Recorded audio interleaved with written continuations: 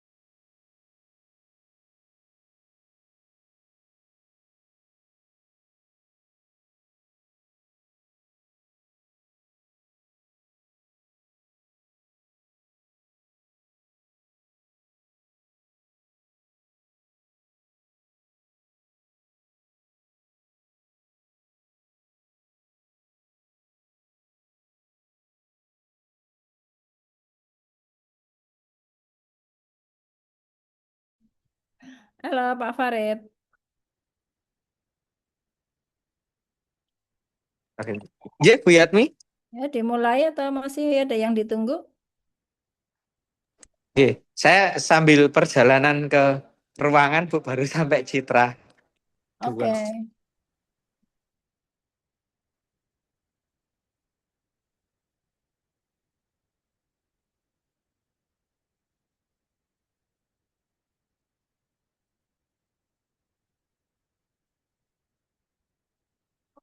sambil menunggu Pak Farid sampai ruangan ya, kenalan sih. Mbak Devinta Belladonna, halo. Mbak Davinta, Hadir Ibu. Ya, suaranya volumenya bisa ditambahkan. Bentar Ibu. Mbak Davinta angkatan berapa? Saya angkatan 24 Oh, 24. Dari prodi? informatika. Oh, informatika. Keren ya. Oke, sudah ada bisnis? Alhamdulillah sudah ada Ibu. Alhamdulillah apa? Apa Mbak Davinta? Panggilannya Davinta atau Bella atau Dona? Panggil Davin atau Bella sih Ibu. Oh, Davin atau Bella. Oke. Untuk bisnis Iya. saya sendiri, saat ini saya menjalani semacam studio animasi sama teman-teman dan kebetulan animasi yang kami buat tuh sempat viral juga Ibu. Judulnya Kelly si Kelinci. Oh, apa di Instagram atau di TikTok itu yang Di videonya animasinya viral? TikTok juga ada, cuma kita platform utamanya tuh di YouTube. Kelly si Kelinci judulnya. Oh, di YouTube. Iya, betul Ibu. Boleh di-share di kolom chat, Mbak. Itunya link YouTube-nya. Boleh Bu, sebentar ya Ibu. Ya, berarti nanti kamu apa? Bisnis digital ya ini ya? Iya, Oke. Sambil Mbak Davinta nge-share YouTube-nya, saya geser ke Mas Sahyo. Halo Mas Sahyo. Mas Sahyo, monitor? Mas Sahyo monitor? Oh, belum ya. Geser ke Mbak Tasya Anggra ini. Iya, saya Bu. Oke, Mbak Tasya angkatan berapa, Mbak? Angkatan 23 Bu. Oh, 23 dari Prodi? Prodi Sistem Informasi. Oh, Alhamdulillah ya. Berarti tadi Davinta dari Informatika, Mbak Tasya dari SI ya. Sudah ada bisnis, Mbak Tasya? eh sudah bareng temen Bu. Oh, bagus. Apa itu, Mbak? Ini ada teman saya, Jogo Media Web Bu. Oh, temennya Joglo, anggotanya Joglo ya? Iya, Ya, Bu. Oke, keren. Maju terus, pantang mundur, masih punya kesempatan satu kali lagi ya. Betul, Bu. Insya Ya, Allah. ya harus juara besok ya, karena sudah pengalaman 1 tahun kemarin.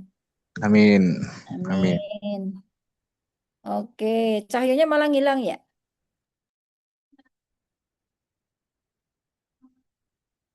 Tinggal timnya Joglo sama Mbak Davinta ini.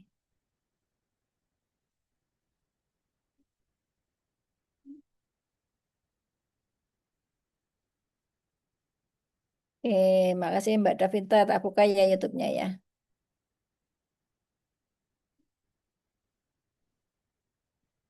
This is how I'd learn AI in 2026 if I wanted a fresh start at 50. Watch this. So this is how I became the most dangerous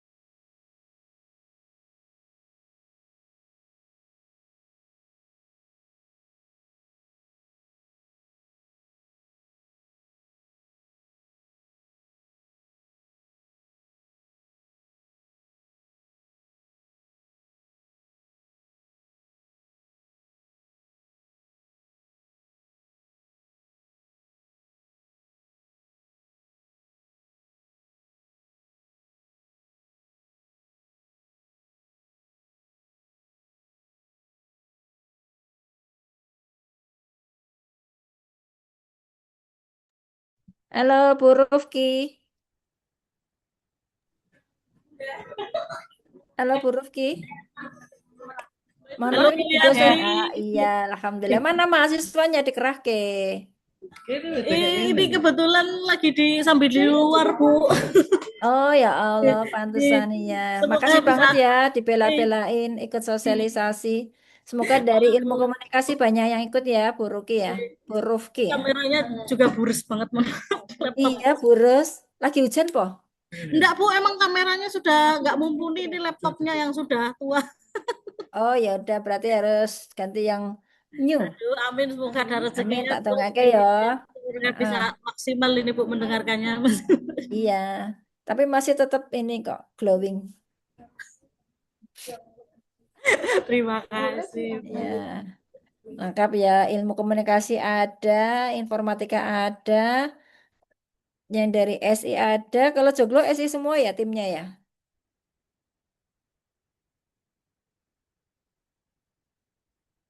Enggak Pak Farid, sudah siap? Enggak Pak.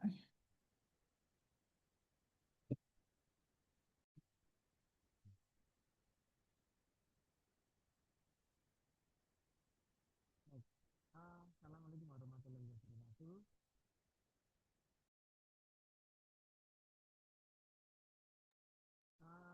Mohon izin Bu, ternyata telepon saya bermasalah gitu. Ketinggalan masih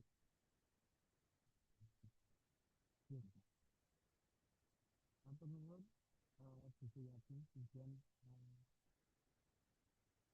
untuk di Rizky dan teman-teman dari siswa ya, tim Joglo sudah bertemu lagi. Ah, di P2MW tahun 2026 ini sebenarnya belum dibuka, tapi seperti biasa kita persiapkan di awal supaya nanti kita lebih siap dengan mengikuti P2MW ini. P2MW secara timeline itu biasanya di bulan Maret, tetapi sampai saat ini belum ada info lanjut, tetapi di bulan Maret juga sepertinya masih nuansa lebaran, jadi kemungkinan besarnya nanti kalau molor-molor ya di antara bulan April. Terkait dengan P2MW, izin saya posting.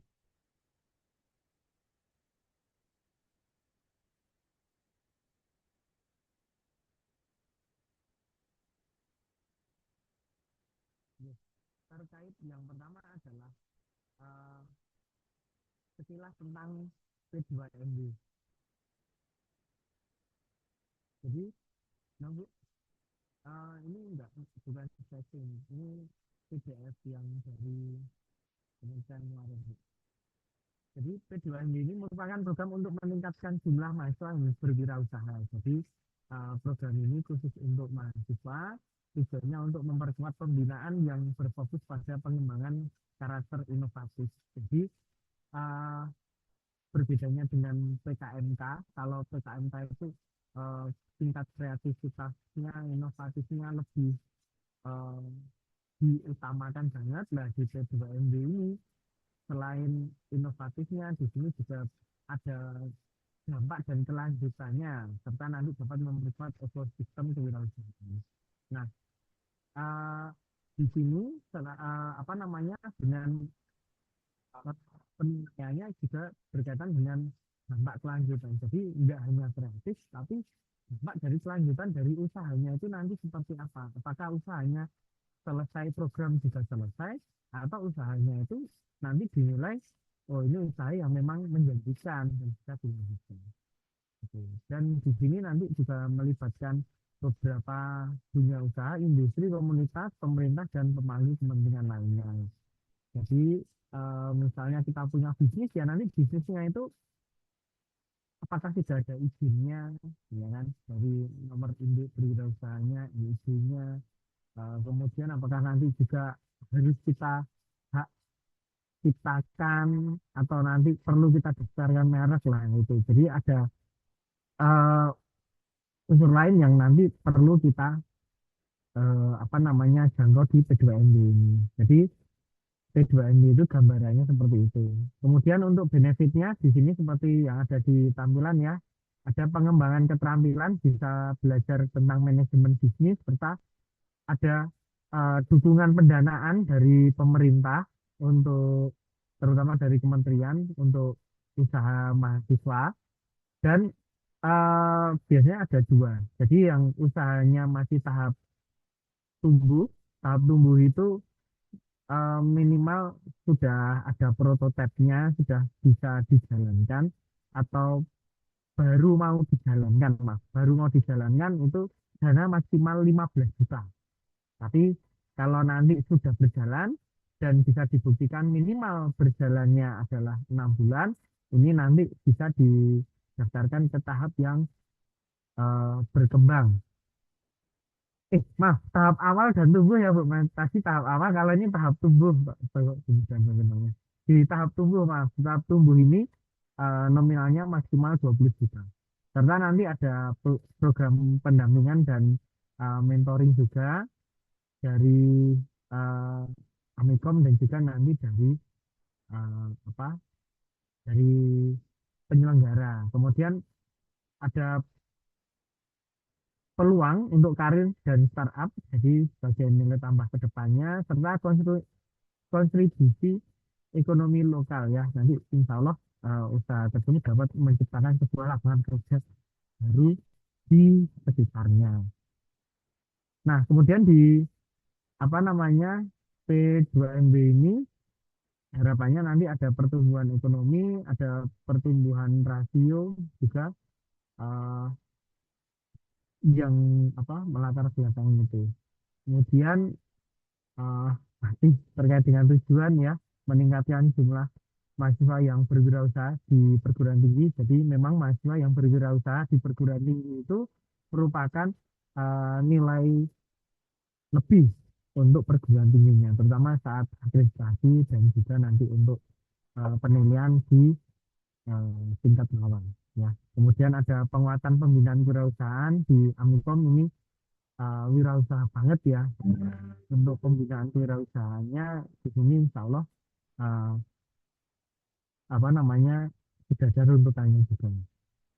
Kemudian ada penguatan ekosistem kewirausahaan dengan melibatkan dunia usaha dan dunia industri.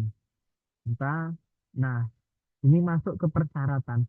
Persyaratannya di sini adalah perguruan tinggi, akademik, dan vokasi di lingkungan desain pendidikan tinggi dan Kemendikti Saintek ya. Ini Amikom masuk di situ. Kemudian nanti ada seleksi internal. Jadi teman-teman dari proposal yang teman-teman kirimkan nanti akan ada tim reviewer yang menilai dari masing-masing proposal yang diajukan. Nah, kemudian syaratnya kalau mau ikut P2MB, ini mahasiswa tersebut adalah mahasiswa aktif. Jadi khusus mahasiswa aktif di Amikom, jadi untuk alumni ini tidak bisa. Ya. Atau calon mahasiswa ini masih belum bisa. Jadi merupakan mahasiswa aktif. Kemudian setiap mahasiswa hanya boleh mendaftar satu kelompok usaha dan tidak sedang mengajukan pendanaan lain. Nah, jadi teman-teman kalau nanti mendaftar P2MB, ini hanya boleh mendaftar di P2MB saja. Di PPK Ormawa, PKM, Gemasik masih belum ya. Yang bareng itu ya PKM sama PK Ormawa, nah itu nggak boleh. Yang di lainnya juga sama sebenarnya. Jadi kalau nanti daftar mantepnya yang di P2MB, ya berarti hanya bisa daftar di P2MB saja. Dan kemudian mahasiswa yang usahanya diusulkan hanya boleh mengikuti PMB maksimal 2 kali. Jadi P2MB ini yang sudah pernah mengikuti dari tim Joglo, lah ini kesempatan keduanya ya. Ya insya Allah nanti rezekinya lagi ya tim Joglo ya. Jadi nggak bisa sampai 3 kali. Kalau dulu bisa sampai 3 kali. Ada mahasiswa dari kewirausahaan itu Mbak Diva itu ya biarnya. Mbak Diva itu kemarin 3 kali ya. Kalau sebelumnya yang Mbak Ulia itu juga sempat 3 kali juga ya sih. Setiap tahun lolos ya. Mbak Uya itu. Oh, Mbak Uya 1 kali PKM. Nah, kemudian setiap kelompok ini terdiri dari 3 sampai 5 Wah, Pak, kalau individu, nah, enggak bisa. Tetap harus kelompok. Nah, kalau misalnya belum dapat kelompok, oke, nanti bisa kita bantu carikan kelompoknya. Atau teman-teman merasa sama ini kelompoknya enak dengan siapa, itu boleh. Ya. Jadi, tetap harus kelompok. Lah, ini usaha saya sendiri ya, Pak.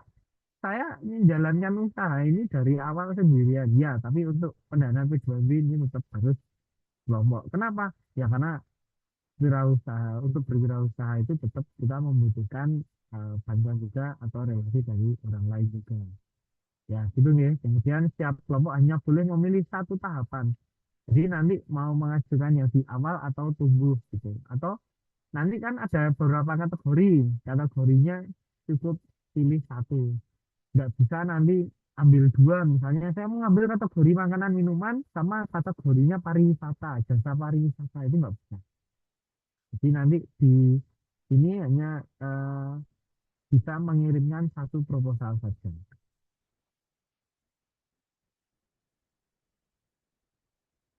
Nah, kemudian persyaratan produknya yang bisa didaftarkan di P2MB itu produk yang diusulkan diutamakan hasil riset perguruan tinggi asal. Nah, hasil riset perguruan tinggi asal ini bisa termasuk proyek-proyek dari si mahasiswa tersebut. Ya.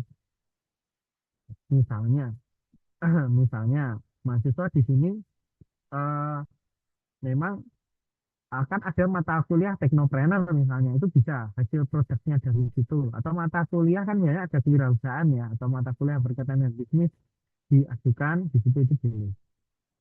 Jadi yang tidak boleh itu misalnya usaha milik om saya didaftarkan Raiso, usaha milik dosennya terus saya yang menjalankan, ya itu tidak bisa.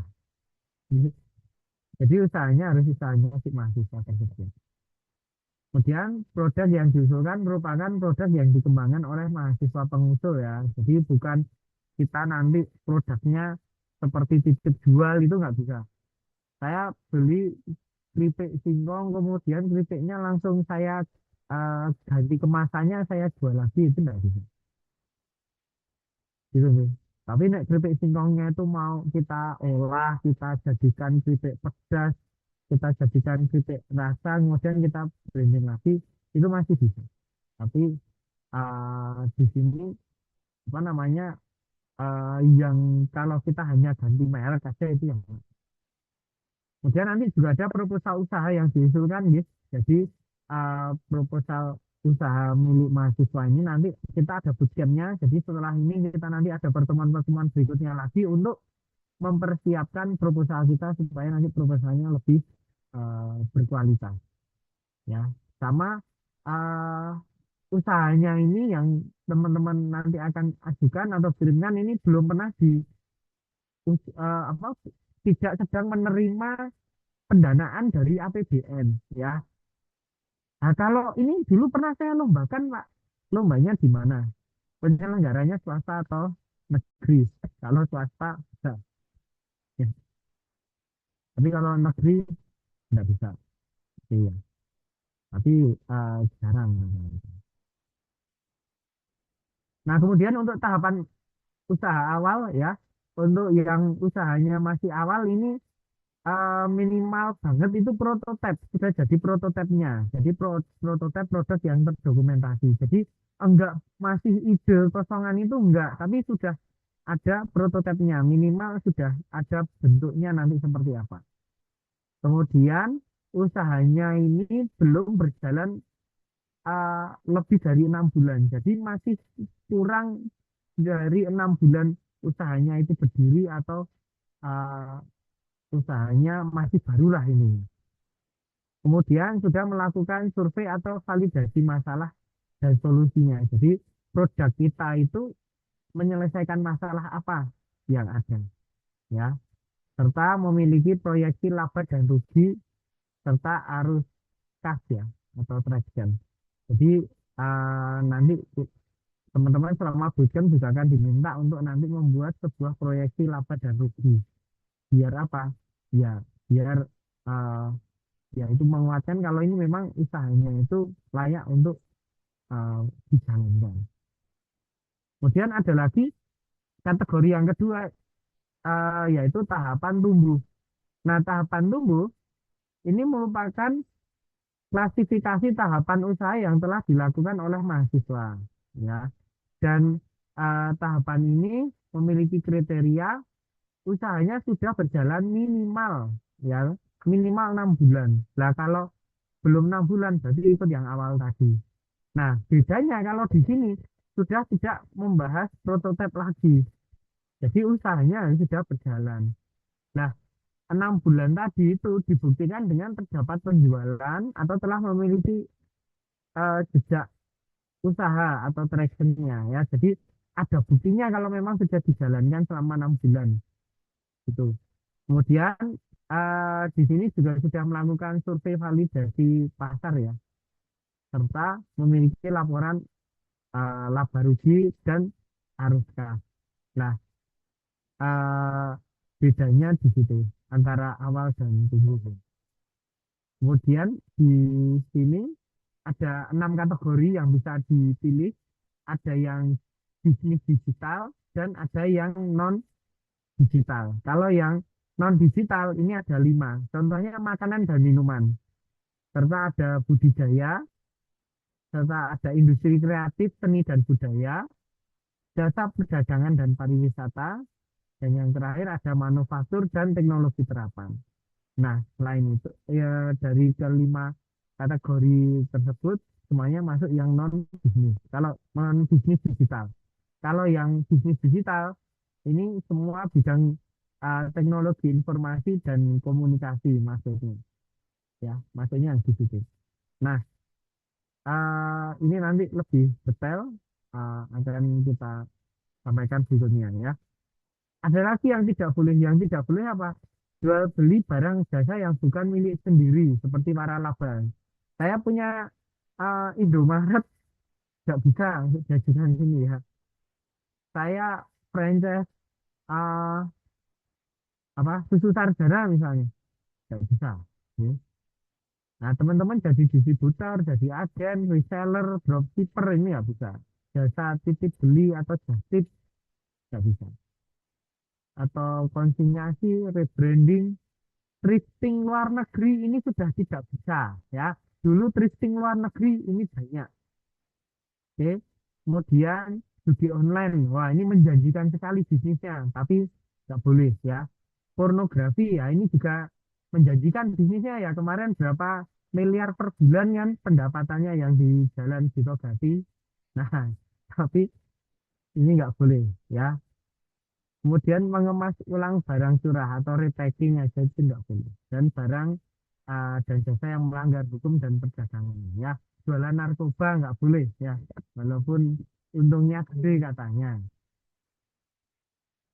Nah, kemudian nanti dari situ teman-teman akan dinilai proposalnya itu sudah ada ketentuannya. Jadi tujuan mulia. Jadi kalau kita mendirikan usaha itu ya harus ada tujuan mulianya tok. Ojo omong cuman mencari keuntungan tok, tapi ada segi dampaknya terhadap kehidupan atau dampak positif kepada masyarakat. Kemudian nanti ada konsumen potensialnya, kemudian ada inovatifnya seperti apa, gimana pemasarannya, sumber daya, serta keuangan ini nanti ada penilaiannya. Serta kalau yang bisnis digital ini nanti ke arah pitch deck-nya. Oke. Dan selanjutnya usulan-usulan tersebut nanti akan kita berikan sebuah template, yang template-nya nanti bisa dijadikan proposal ujian. Karena nanti semuanya sudah by system. Nah, karena semua sudah by system, nanti setelah ini